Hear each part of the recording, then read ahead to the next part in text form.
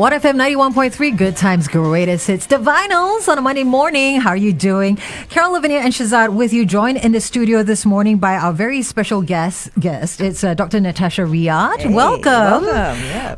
And she's a clinical psychologist with over 10 years of experience. She specializes in early childhood development, child and parent mental health and parenting. And Dr. Natasha is also a clinic manager at the James Cook University Singapore Psychology Clinic. And you also have your own private practice. So good morning, Dr. Natasha. Hi, good morning. It's nice to be here with you guys. Really good to have you with us, Dr. Natasha. You're also going to talk to us today about co-regulation, a process in which child and parent or caregiver work together to manage various emotions and responses. That's sort of the broad picture of it. So can you please expand on what co-regulation is all about? Well, co-regulation, I guess I'll start by talking about self-regulation. I think that's the one that people are most familiar with. Yeah. I think especially when parents are seeking help, they're always mentioning that, like, can my child work on their self-regulation? And then I guess I want to shine a spotlight on co-regulation because that's actually the thing that comes first. I think a lot of times you expect that sort of children can be independent and do their everyday tasks and have all those kinds of things, but they need to be able to do that with somebody. So managing emotions, their impulses, sort of knowing when to stop a task and then continue or persevere with a task. Yeah. They're still very young, their brains are still developing, so they need the co-part in co-regulation to have somebody who's connecting with them and helping them through their process, like a coach, you know? Oh my goodness. I just see so much of like my time with my three boys in what you're just saying Three here. boys! I need help. That's the reaction we all have when she talked to her three boys. Three boys, yeah. I'm sure they're darlings though. Yeah, the brain is still developing, like you said.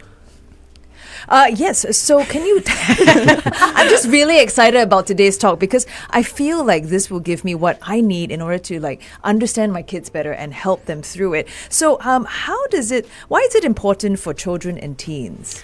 It's important because everyone needs self-regulation to get through the day. You know, like it might have been easy to kind of wake up this morning and then go, actually, I'm kind of really tired. I'm going to, text Joel or text Shehzad and be like, oh, maybe I can't make it. No, that would never happen because I have self-regulation. So self-regulation is the process of managing your emotions and your behavior. Yeah, everything actually. So self-regulation is so big. It doesn't just encompass like what psychologists may necessarily do, like occupational therapists as well. They work with children to sort of manage their occupation of, being a child and being a student. So it has things like your attention span, your activity levels. But I guess from a clinical psychologist, my focus when I mention co-regulation is really emotions because they're at the really like the heart. Yeah. And what's really difficult to manage because children are essentially they're like storms, like a thunderstorm, but like in a very small contained body. Like have you watched? I mean, clearly you have the mother three of boys. three can clearly empathize with this. That's a very vivid analogy. I love that. I'm in my chair. Yeah, they're like tornadoes that you're trying to contain, right? Yeah. Reminds me of the Tasmanian devil, he just spins around. I don't even bother Touch trying you. to contain. I just get swept up in it and then I just cry. Help me. That's why I was really looking forward to you coming in today. Can't stress that enough. Yes. Yeah, so they kind of need that co-regulation so that they can later on go into self-regulation, which actually comes much later. So it's a whole process. It's not like I learn it today and then tomorrow I'm self-regulated. It's really like a lifelong process. I think all of us are still regulating ourselves because hopefully at some point we were either co-regulated by somebody or we had to pick up those skills ourselves. But I guess situations in life change. Who you encounter changes. The fact that I have my kids now, that's also different. So I feel like it's a learning process constantly, right? About even for myself to regulate myself. Yes. So it's kind of like a tool that these, we're equipping them with, our kids, right? Giving them tools to manage their emotions and their behaviors. Yes, I think, yes, that's one way of looking at it. So if we look at co-regulation, part of it is that we want to teach our kids something, right? Whether it's to manage their emotions or their stress. But actually, the first part is self-regulation for parents. Oh. Yeah. So that is why I work a lot with parents because it's not enough for the kid to come and, we talk about the things that they have to do. Okay, step 1, step 2, step 3. Actually, the first step is parents. I say, if you're interested in self-regulation for your child, it has to start with you. And sometimes it's a very easy conversation to have, and sometimes it can be a bit startling. Okay. Which is okay. I can imagine that, because the kid's taking the cue from the parent, so it comes from the parent first. All right, we'll talk more about self-regulation as individuals, as adults and parents, and also how we practice co-regulation at home. Thank you so much, Dr. Natasha, for joining us here today. If you're tuned in this morning, join us. We're live on Facebook, facebook.com/1FM91.3. You can send us your questions via comment or even WhatsApp us, 88550913. Back with more of Dr. Natasha in just a bit. So yes, it all begins with the adult. Oh, yes, it does. And, I will confess that I don't know anything about parenting. You know what I mean? Does anyone know? I have 3 kids, right? We all and go I into still it don't blind, know. though. I don't We all really go know into what it I'm blind. doing. If each child is very different. Yes. So I see. I think you feel know like, more. yeah. I think you know more than like what you're saying. No. I think I just have more awareness, maybe. Yeah. But I'm still trying to figure out what is the solution. How do I go about this? Yeah. But heads up to everyone tuning in on our Facebook Live. Even if you're tuning in on air, we just want to let you know, if you send us your questions, comment on this great conversation we're having, you might just win for yourself a 3 hours art jamming workshop for 2. It's worth $110 thanks to Sims Galleria. Something great for, I guess, parent and child as well. Yeah. For sure. So as we were, having that conversation, so it starts with the parent. They have to start with self-regulation first. I feel I need that. Does that mean having it together all the time? No. So I think I'm so glad you brought it up, because really the first thing I want to say is there's no such thing as a perfect parent. I'm not a perfect parent. Like, a perfect parent doesn't exist. I really like, Lavinia, what you kind of mentioned about every kid is different. And so that's why there's no one-size-fits-all book. You open it and then you might think, oh, this works so well with my first one. I'm going to use it exactly with my second one. And then you're like, oh, this is a different kind of storm. Okay, I need to find a different book. I haven't found the book. I still haven't found what I'm looking for. Yes. You too understands that. Yeah. The Tempest. Natasha, you're a parent as well. How do you practice co-regulation at home? You're a parent too. Yes, I have 2 children, 5 and 8, and they're both very different. I guess I'll start off with maybe how I'm human, and I think I don't necessarily practice it all the time. So part of co-regulation is being self-regulated, and there's so many things that interfere with that. If I'm tired, if I'm stressed, if we've spent 2 hours at a bouncy castle and I'm just like, we need to get out of here. We were just talking about that. I'm like, enough with the bouncy castles. Okay, no disrespect to the people who own bouncy castles. I want to hold your hand on that. Yeah, so I really remembered sort of coming out of this really big enclosure, bouncy castle, 2 hours, children just, being children, having fun, and they're allowed to do that. Right. And then I was thinking, okay, it'll be great if we slow down after this, like go out for ice cream and everybody's like, Chilled, chill, having a good time. But of course, you can't plan when you have children. And we went to ice cream, and that was a great thing until they started sort of like having discussions about confusion surrounding which flavor they should have, how many scoops it has to be. I'm like, why is ice cream So complicated. Yes, exactly. Wow. And then, they want 2 scoops. Okay, fine, 2 scoops. I want to be a good enough parent. Let's have 2 scoops, blah, blah, blah. And then they have like a few bites and they go, okay, I'm done. So I think $6 a scoop. You eat it all up now. Thank you. Thank you. But you had to regulate yourself. That's what you're saying. I didn't, exactly. So I think I want to start off with that, so that I can kind of remind parents that I don't like having these conversations where we talk about co-regulation and then people sort of think, oh no, I'm to blame and I'm wrong and I'm doing all these wrong things. Because I was having those thoughts. I was sitting there going, like the mothers will be like, I carried you for 10 months. And now you're like, You owe me. Yeah, you owe me. Like, so we can't use that. No, that's maybe not so okay. It's okay. It has come out before. I'm We're sure. we're only human, right? Yes. So something that I talk about is having like maybe an easy way to kind of look at it is first thought, second thought.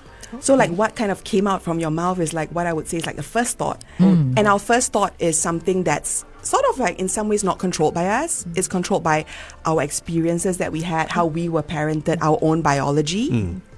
And so thoughts are actually quite automatic. Okay. Can we continue this train of thought Yeah. on air? I like the idea of the first thought, second thought. Yeah. So maybe we can recap that, okay, in just a bit.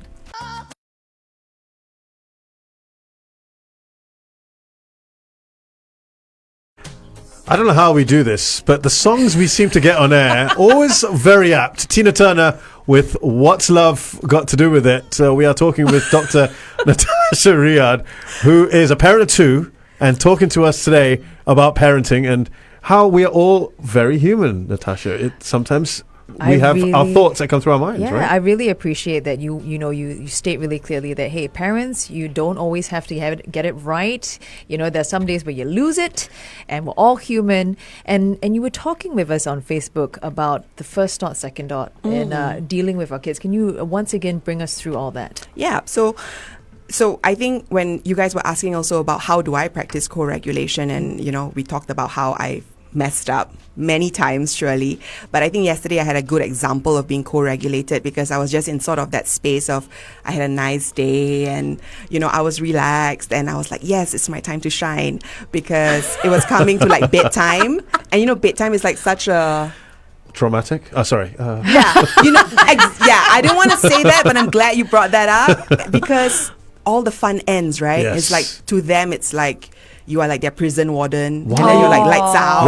Why are you ending my fun? Yes, why are you destroying my Correct. freedom? Cramping my style. Yes. Exactly. So, my little girl, she's 5, and she started having really big feelings about it and expressing herself. And I'm sure, I hope all of you have heard at some point your children just saying things like, I hate you, or no one loves me, and things like that. And the first thought would be, how can you say something like that? Like, I love you so much, and I'm trying to be a good parent so that we have this good bedtimes. And first thought, right? Were you boom. not there at Bouncy Castle? Were you not there? Yeah. So that's first thought. And part of it is something that I talk to parents about is trying an observer's perspective, because sometimes we're so in it, right? We're like, me, my feelings, you, your feelings, and an observer perspective helps us to kind of step out of our bodies, almost like have a different kind of out of body experience. I get what you mean. Yeah, we step out and then we kind of go, okay,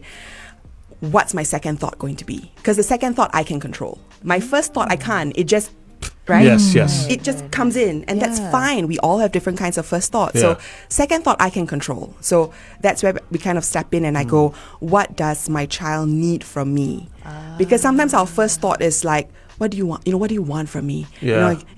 All that. How could you? How could you? Yeah. Exactly. So we sort of go, what does my child need from me right now? Yeah, And that's a she good needs point. me to sort of be with her in this moment. So we call it like, I guess, like being there with them in that process. Okay. I heard you say like you get swept up in it, and co-regulation is sort of like getting swept up together in a contained way.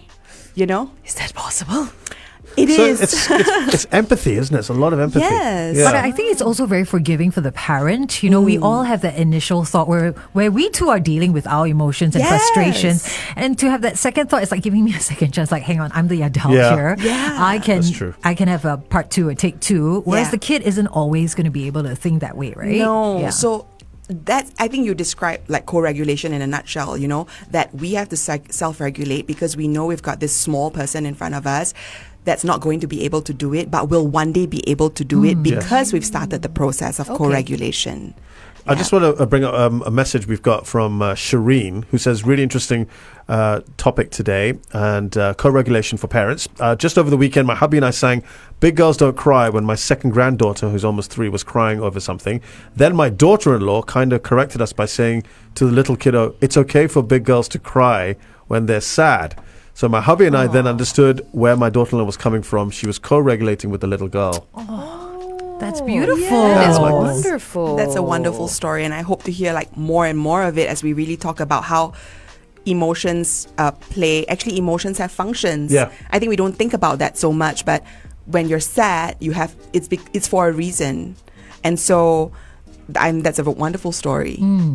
Is there a fine line between co-regulation and allowing the child to sort of deal with the situation in order to like foster independence? Yes, I think sometimes the line is not too obvious, even for someone like myself. I remember when my boy was around 5 and I was at the playground and I was like wanting to co-regulate. There was nothing to co-regulate actually. I was just, I was like, I just want to shine all the time. No. And so he was like playing with his classmate and they were at the playground and I was there and I was like, interpreting things and saying, okay, like, yes, this is what your friend said and this is what you can do. And then at some point the girl turns to me, like his friend, and she goes, can you give us some peace? And then I thought, Whoa. I can totally do that. Yes, I will give you us peace. some space, man. Yeah, give us some space. Second thought. But how did you feel getting told? I was fine with it. I think because at that moment I was like, okay, awareness, like stepping back from having that observer's quite And mature of a that's, and kid, that's though. okay. That's quite yeah. a kid saying, give us some space. Yes, Wow. exactly. So they can be little tornadoes, but they are also so bright and they're teaching us things all the time. And I was like, that's exactly right. She was practicing self-regulation. That She kid. was Yes. very good. Yeah. So I think that the fine line is being observant and kind of I think developing a noticing skill, like observing and then seeing that, hey, actually my child has learned some of the skills that I've sort of imparted. They can have a nice conversation together. They can manage conflicts. I don't have to be around and like hover and watch their conflicts and step in.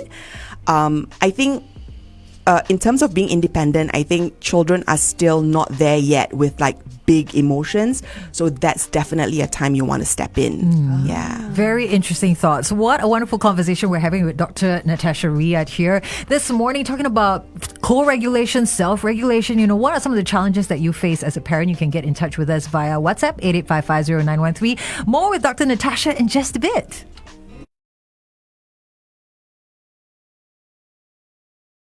These buttons. Hello. Was there another message? Is it? No, I was actually going to ask Next question. more questions because Okay, yeah. and this is fascinating. And Lavi was asking about stepping in and when not to step in, and then Dr. Natasha was telling us about a kid saying, "Hey, we need to do our own thing. Yeah. Let us be." I love that. Which is How sassy is that girl? that is attitude. I like it. Yeah. Second thought. Correct. Second She thought. could express herself. Yeah, right? which is not something you often see in that sense, right? I love it. What about circumstances? We talk about how co-regulation is so important. What about when the parent isn't around? For example, the parents are at work or the child's in school and has an issue. That, I guess, is where the teachers also need to be on board with co-regulation, right? And do you think educators are as aware of this? I mean, is that inculcated in them? I think this is kind of like a very difficult conversation to have, and it'd be nice to sort of, I think, find out actually more from teachers, like what are the struggles that they face, because I've done tons of school visits, I think especially going to preschools and childcares, and I remember spending a whole day once at the childcare and sitting there and going, this teacher is on fire, like in a good way, because I just sat there thinking, how do you sort of do your job, have almost what it seemed like 0 toilet breaks? Like I was counting down, I was like, I really need to go to the toilet right now. But this lady has been like 3 hours non-stop. I'm like, when's the toilet break? So teachers are really doing a lot. They have to teach, then they have to, manage thunderstorms and all those things. I think one way to kind of look at it is that sometimes we view co-regulation or regulation as separate from our jobs, right? But it's not. Like, even watching you guys, you are so self-regulated because you're switching from like being on live and then coming to Facebook, and then Carol was like, these are the buttons and I'll press them and then I'll have this conversation as well. You guys are doing it so well. So it's actually part of your job, right, to be regulated. So sometimes what happens is you view it as separate. But I think when I talk to some educators, it's sort of how can we kind of find a way to make sure that it's part of the job, that part of how I teach involves co-regulation. How do I manage the classroom, in ways, and I think if they learn like some skills or they have, like we have more of these conversations, it becomes part of the job rather than thinking of it as I'm here to teach, and that's it.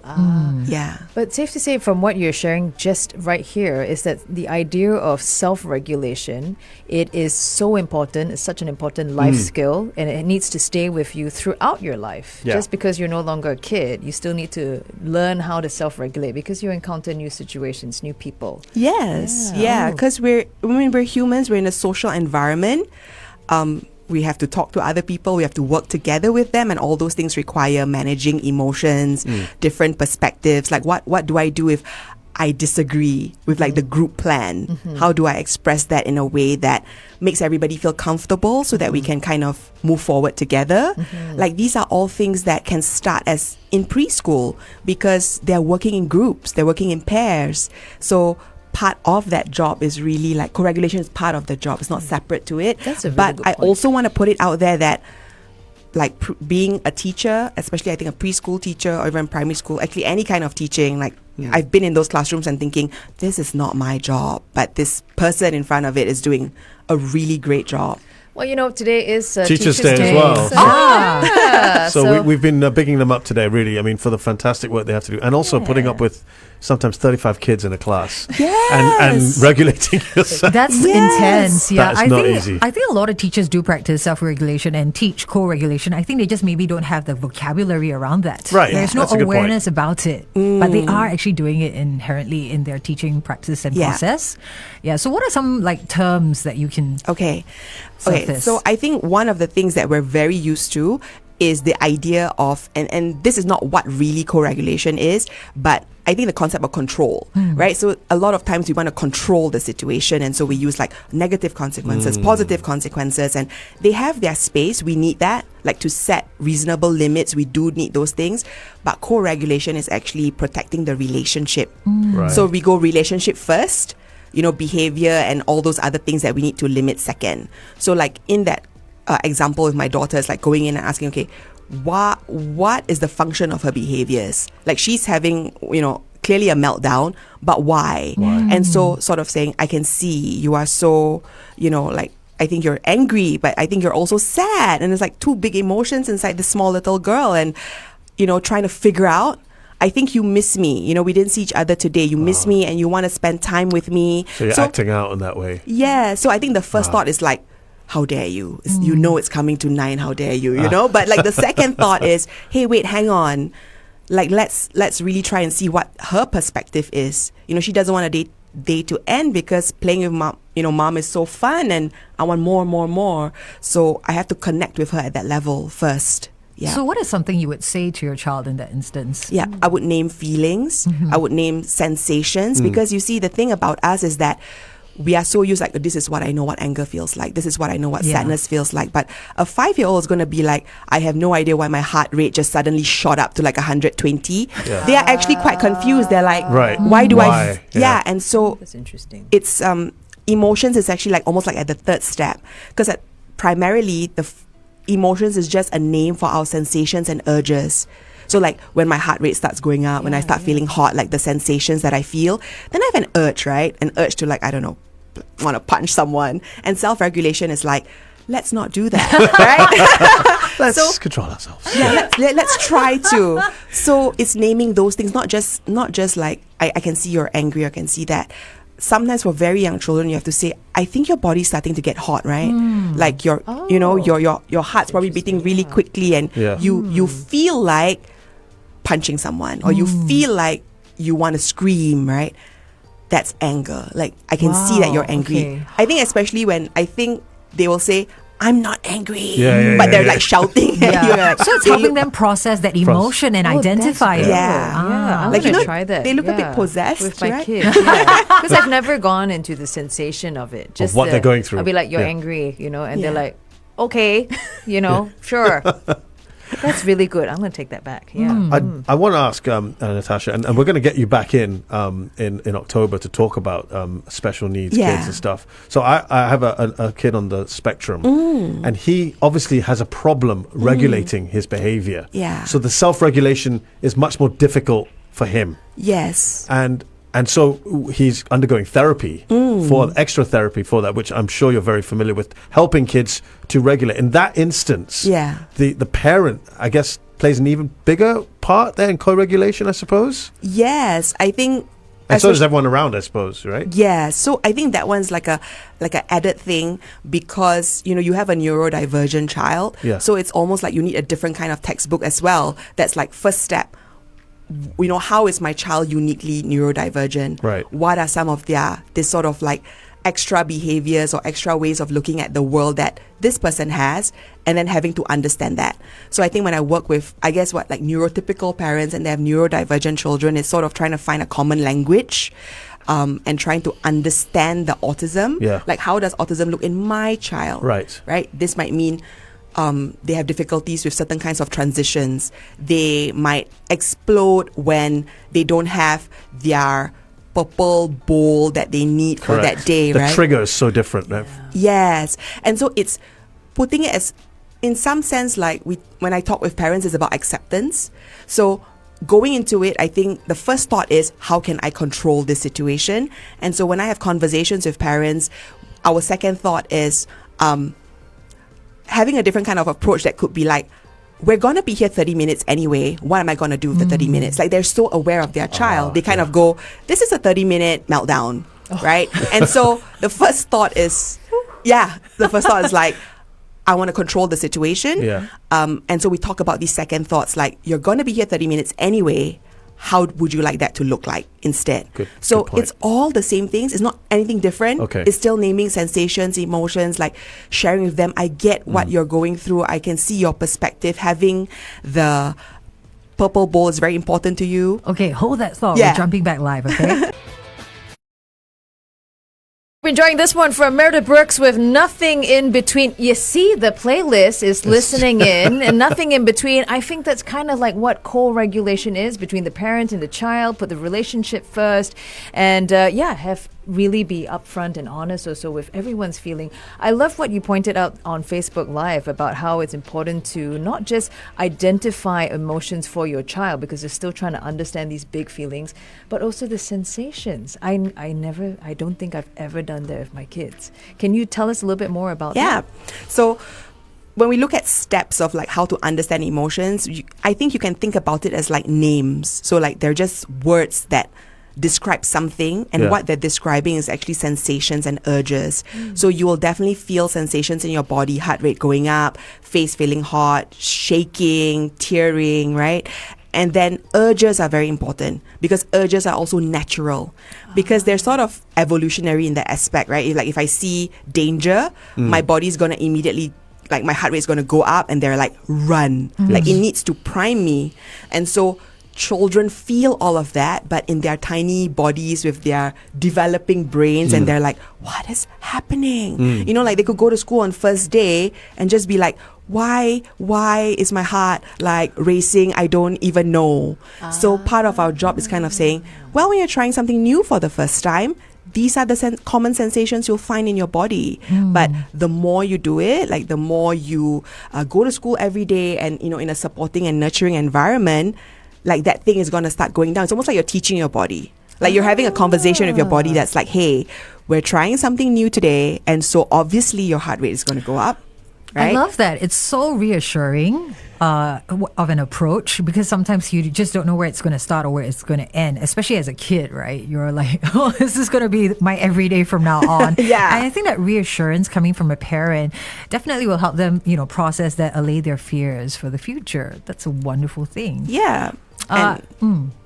Yes, I want to ask, like, you know, co-regulation, it might sound like a really foreign thing, especially, you know, to the generations like, for me, myself, I was brought up in a very strict household. There was no discussion about the sensations you're feeling or, or the names of these big feelings, you know. So parents from that generation might find it difficult to sort of express themselves openly to their kids, which is an important factor in co-regulating, right? So what can they do about that? Yeah, I think we're all coming from, you know, being parented in that generation of like, don't feel. Yeah. And so now we're coming into like a feel your feelings kind of vibe, right? So, you know, I want to shout out to Gen Z, like, thanks for that, because they're very good at like, no, you will hear what I have to say and you will validate my feelings. And I really like that. So, you know, Gen Z, yay. I do. I work with youths and I'm in awe of them all the time. Of the way they can express themselves like that. Yes. Like and that little girl. Yeah, and like they demand that kind of like, no, you will hear out. Yeah. Like what I have Yeah. to say. So Good.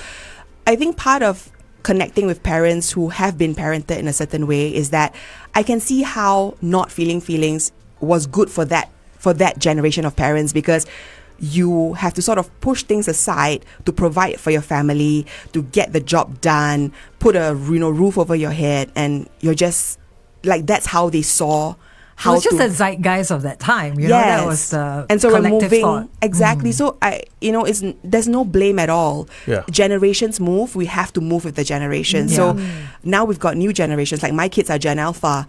I can't. Gen Alpha. Yeah. Okay, I didn't so know that. Right. I have to move with the times. I can't sort of bring back these things from the past and then try to. We have to innovate. We have to keep being different in some ways. So I think, but something that connects all of us as parents is that we want.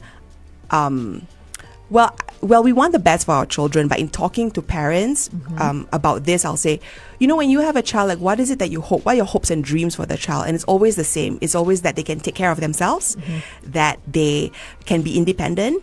And so parents are actually very worried. So I want them to talk about their worries.